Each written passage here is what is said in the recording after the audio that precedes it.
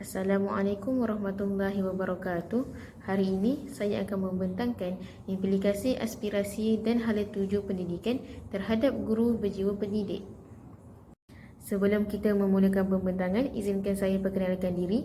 Nama Najwa Hanani binti Muhammad Nazli, angka giliran 2022-2923-10080, kumpulan PPASMP Semester 2, option Pendidikan Islam. Pensyarah saya Puan Rashikin binti Jasmon. Baiklah, yang pertama, kita pergi kepada aspirasi dan hala tuju pendidikan. Standard Kualiti Pendidikan Malaysia (SKPM). Kualiti pendidikan merupakan aspek yang amat penting agar kemenjadian murid bertaraf dunia dapat dibangunkan.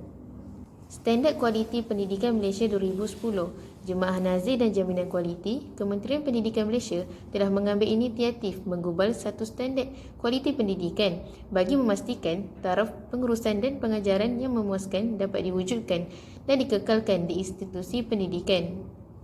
SKPM telah diperkenalkan pada tahun 2010 dan merupakan kesinambungan SKPM Sekolah 2003.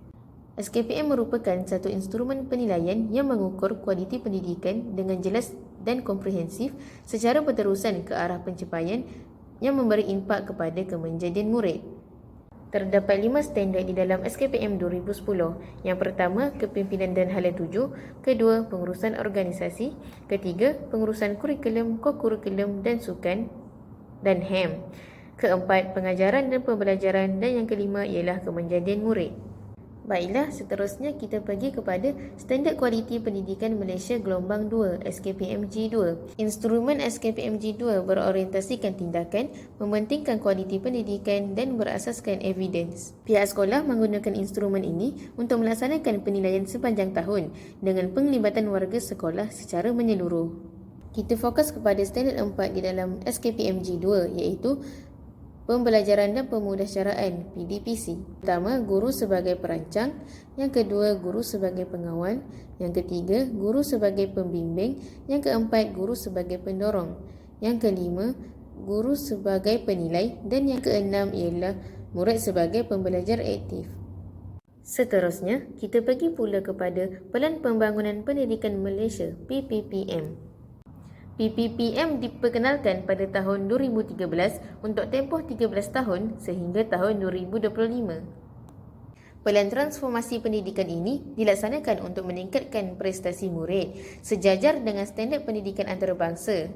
Selain itu, untuk meningkatkan pandangan ibu bapa dan masyarakat terhadap dasar pendidikan negara dan akhir sekali untuk mempersiapkan generasi muda Malaysia untuk menghadapi keperluan abad ke-21.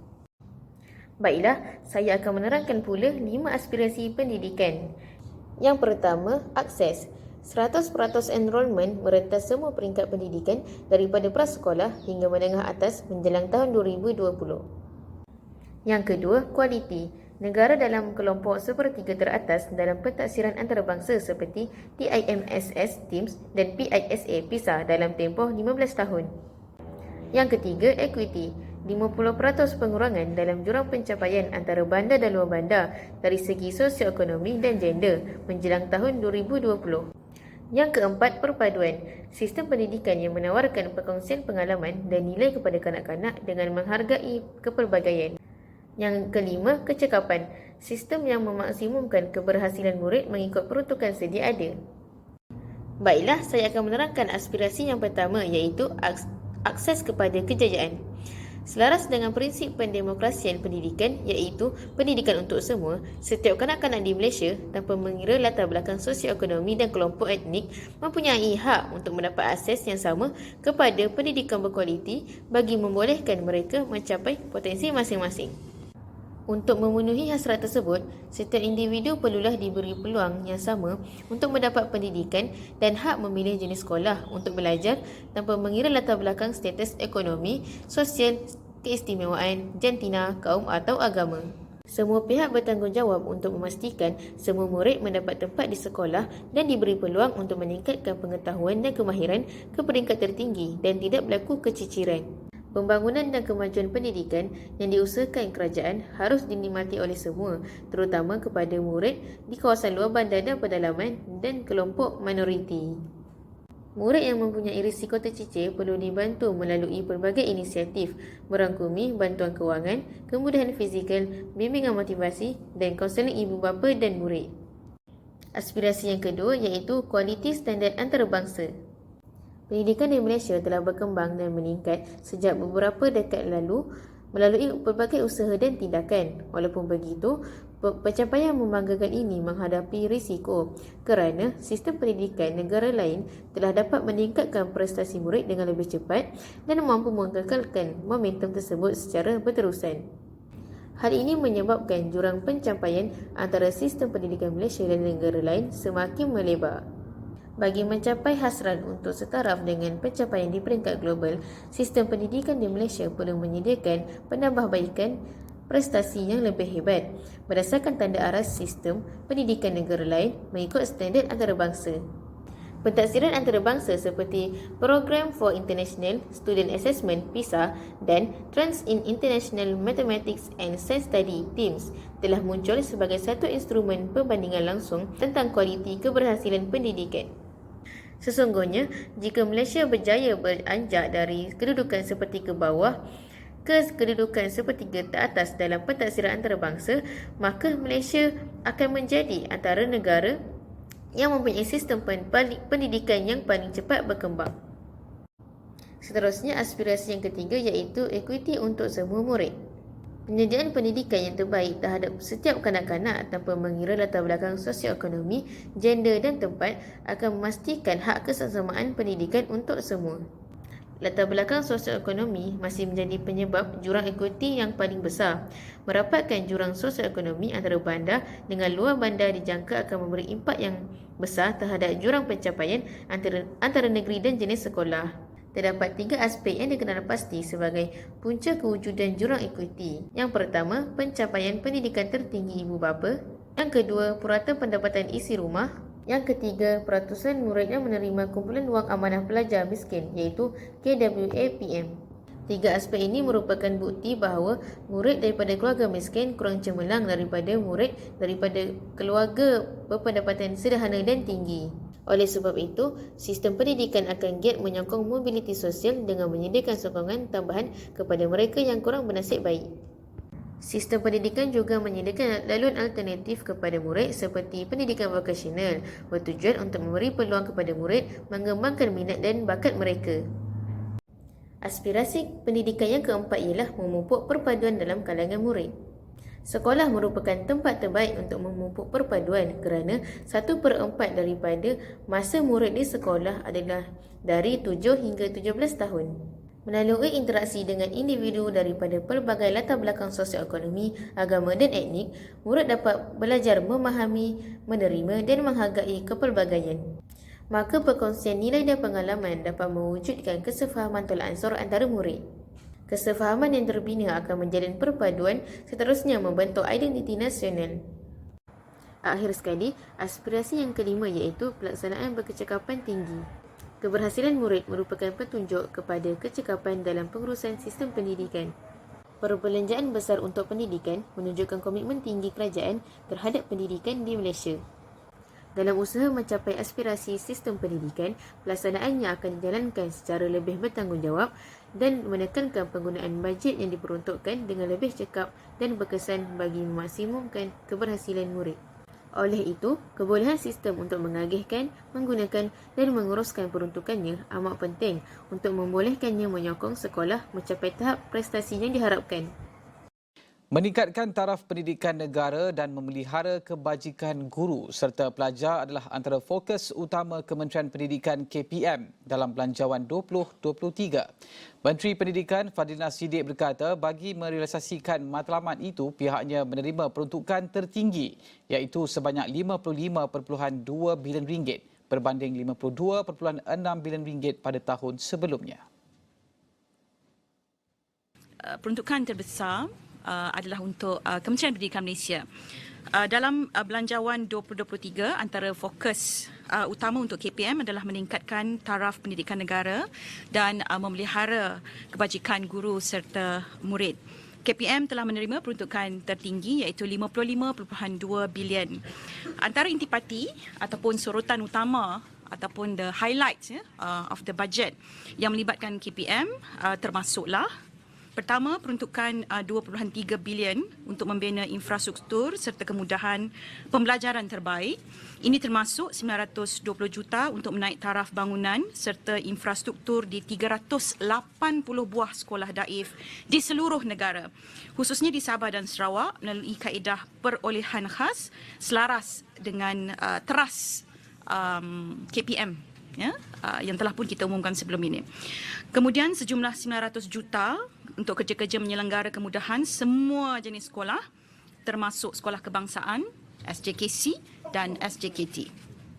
Beliau berkata demikian pada sidang media selepas pembentangan Belanjawan 2023 di Parlimen pada Jumaat. Selain itu, katanya 108 juta ringgit juga diperuntukkan untuk program makanan prasekolah KPM di mana ia bakal memanfaatkan lebih 240,000 kanak-kanak. Ia termasuk pemantauan ke atas penyedia makanan bagi memastikan makanan disediakan berkualiti dan berkhasiat. Dalam usaha meningkatkan keupayaan pendidikan digital di sekolah, Fadlina berkata kerajaan juga akan membekalkan sekolah dan institusi pendidikan di bawah KPM dengan 50,000 komputer riba selaras dengan teras ketujuh kementerian. Seterusnya, kita pergi kepada 6 aspirasi murid. Yang pertama, pengetahuan. Kedua, kemahiran berfikir. Ketiga, kemahiran memimpin. Keempat, kemahiran dua bahasa. Yang kelima, etika dan kerohanian. Dan yang terakhir, identiti nasional. Saya akan menerangkan aspirasi murid yang pertama iaitu pengetahuan. Setiap murid perlu memiliki ilmu bagi melengkapkan hidup mereka dengan kemahiran hidup asas. Kemahiran ini membolehkan mereka memupuk nilai untuk diri sendiri, masyarakat dan negara. Pengetahuan yang diperoleh oleh murid diharapkan dapat diaplikasikan dalam kehidupan seharian mereka. Pada abad ke-21, kurikulum ditambah baik dengan memberikan penekanan kepada pengajaran berpusatkan murid, iaitu memberikan penekanan kepada penyelesaian masalah, tugasan berasaskan projek, mempengemas mata pelajaran atau tema dan melaksanakan pentaksiran formatif. Kualiti STEM juga dipertingkatkan sebagai sebahagian daripada reformasi KSSR dan KSSM. Seterusnya, kita pergi kepada aspirasi yang kedua iaitu kemahiran berfikir. Kemahiran berfikir merupakan elemen yang sangat penting dalam mempersiapkan murid agar berupaya saing pada peringkat global. Berfikir merupakan proses kognitif untuk memperoleh maklumat, memperkembang pengetahuan dan menjana ilmu. Pemikiran kreatif dan inovatif iaitu kemampuan menginovasi, menjana kemungkinan baharu dan mencipta idea dan pengetahuan baharu amat diperlukan untuk berdaya saing di peringkat global. Setiap murid perlu mempunyai kemahiran menyelesaikan masalah, antaranya keupayaan meramal masalah.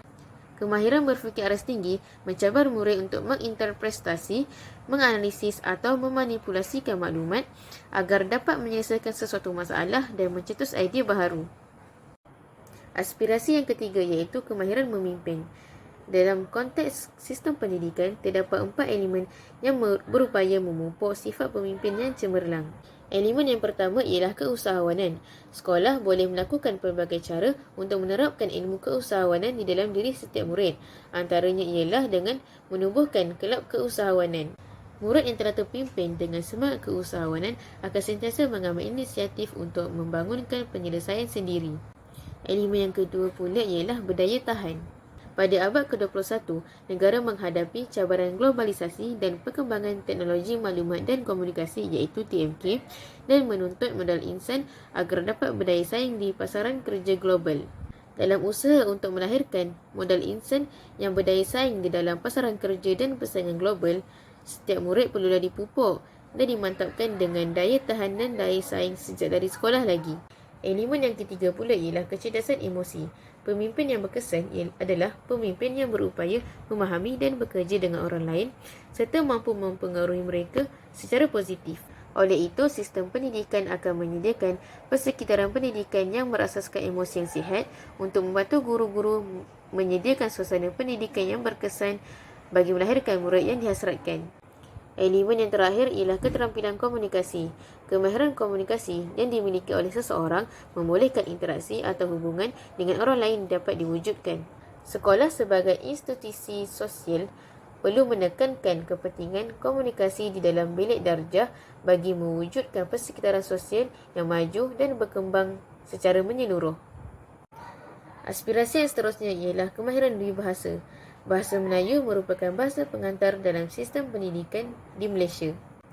Bagi menguasai bidang sains dan teknologi, penguasaan bahasa Inggeris amat penting kerana kebanyakan bahan bacaan adalah di dalam bahasa Inggeris. Sistem pendidikan yang dapat menghasilkan murid yang menguasai kemahiran bertutur dalam pelbagai bahasa mampu untuk duduk sama rendah, berdiri sama tinggi untuk bersaing di peringkat global. Selepas itu, aspirasi yang kelima iaitu etika dan kerohanian. Setiap murid dididik dan dibimbing untuk mempunyai etika dan kerohanian agar dapat menghadapi cabaran abad ke-21. Kerohanian ialah mempunyai pegangan agama yang kuat dan mengamalkannya sebagai asas hidup. Integriti ialah mempunyai keberanian, disiplin dan semangat untuk melakukan perkara yang betul. Tanggungjawab sivik pula ialah mengambil berat terhadap orang lain dan alam sekitar. Aspirasi yang terakhir di dalam 6 aspirasi murid iaitu identiti nasional. Bagi mencapai maklumat identiti nasional ini, murid perlu belajar memahami perbezaan dan bertolak ansur, menerima dan menghormati orang lain dan mempunyai semangat kekitaan. Asas kesetiaan atau patriotisme berkait rapat dengan jati diri sebagai warga negara Malaysia. Rukun negara perlu dihayati oleh semua murid. Daripada aspirasi dan hala tuju pendidikan yang telah saya terangkan tadi, ia memberikan implikasi kepada guru berjiwa pendidik. Guru ialah penggerak pembangunan pendidikan yang menyahut PPPM. Transformasi pendidikan negara memerlukan guru berjiwa pendidik untuk memastikan generasi muda diberikan pendidikan yang berkualiti. Aspirasi dan hala tuju pendidikan memberikan implikasi terhadap pengurusan pengajaran dan pembelajaran. Guru perlu berkeupayaan merancang dan melaksanakan proses pengajaran dan pembelajaran serta memastikan mencapai maklumat dan objektif yang ditetapkan. Profesionalisme guru di dalam bilik darjah dapat dilihat dalam aspek kebolehan mencorak kualiti pengajaran, kebolehan menyusun organisasi pembelajaran, kebolehan mencorak iklim dalam bilik darjah dan yang berkaitan dengannya.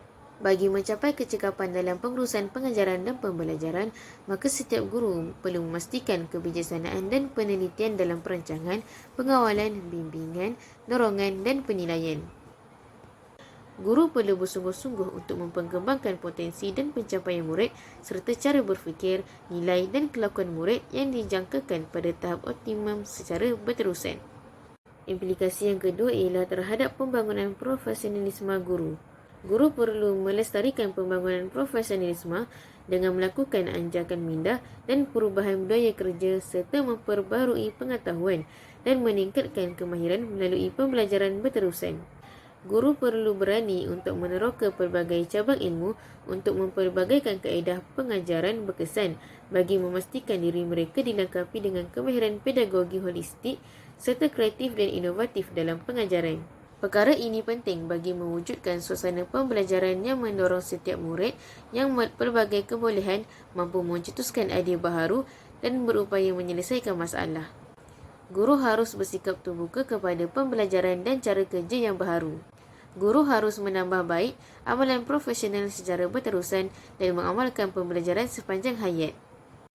Implikasi yang ketiga pula ialah kepada kemahiran teknologi seseorang guru.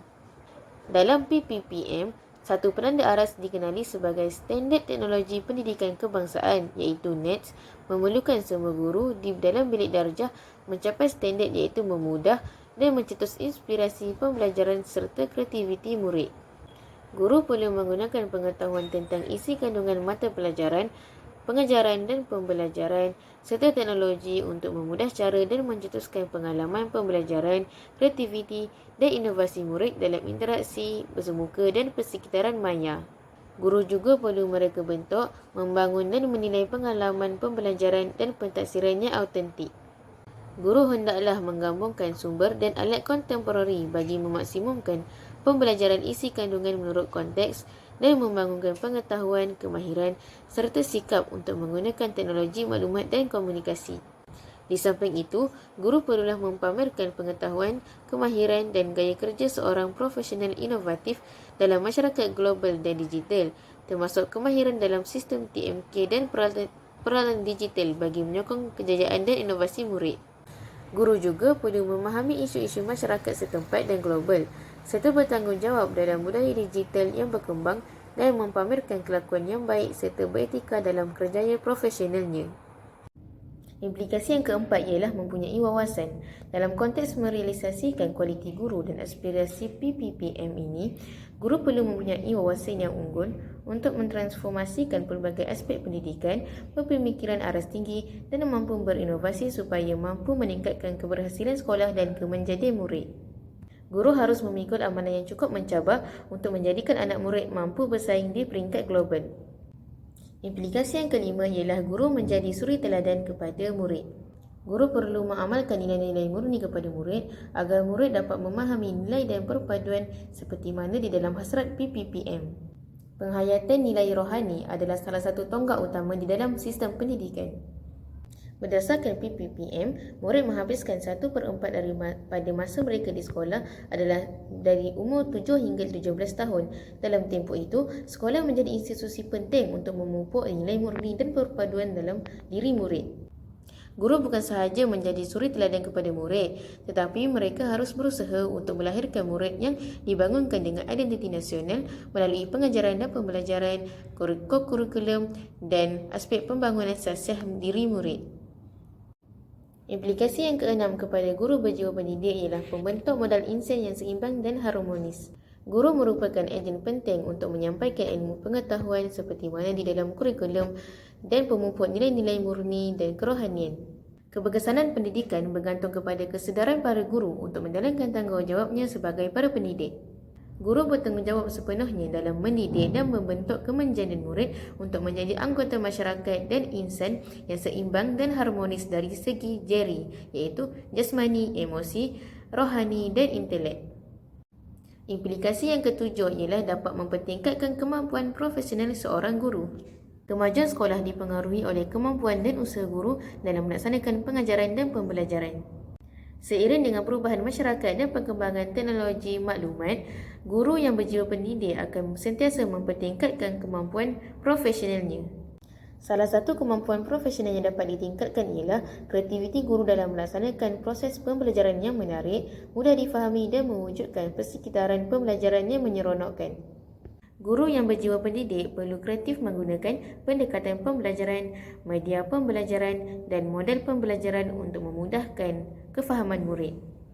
Kepelbagaian kaedah, strategi dan teknik pengajaran dapat membantu guru mengajar dengan lebih berkesan kerana setiap kemahiran, ilmu dan kehendak murid memerlukan aplikasi pendekatan mengajar yang berbeza.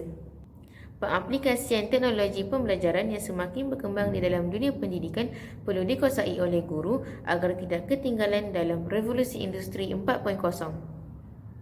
Implikasi yang ke-8 ialah guru berjiwa pendidik dapat mengamalkan budaya kerja cemerlang semasa mengajar murid. Budaya kerja yang cemerlang dan unggul dapat menjadi asas kepada peningkatan kualiti pencapaian pendidikan.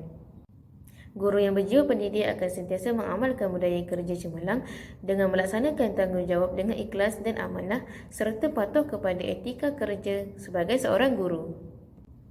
Implikasi yang terakhir ialah guru perlu melaksanakan pembelajaran sepanjang hayat. Bagi memastikan guru kekal relevan dan efektif pada era globalisasi ini, para guru hendaklah meningkatkan ilmu, pengetahuan dan kemahiran demi mendepani cabaran abad ke-21 yang lebih mencabar. Para guru hendaklah menjadi sebagai seorang penyiasat yang aktif dalam mempraktikkan budaya penyelidik dan pemikir yang kritikal.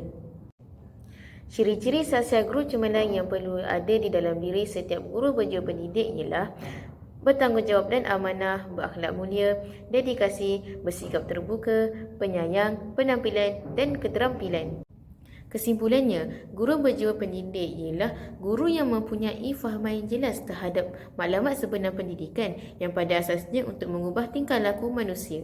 Oleh yang demikian, guru perlu mendidik murid terkesan dengan ilmu yang dipelajarinya dan mengamalkan ilmu tersebut di dalam kehidupan seharian. Ilmu tanpa amal tidak akan memberikan kesan kepada hidup seseorang. Sekian, terima kasih.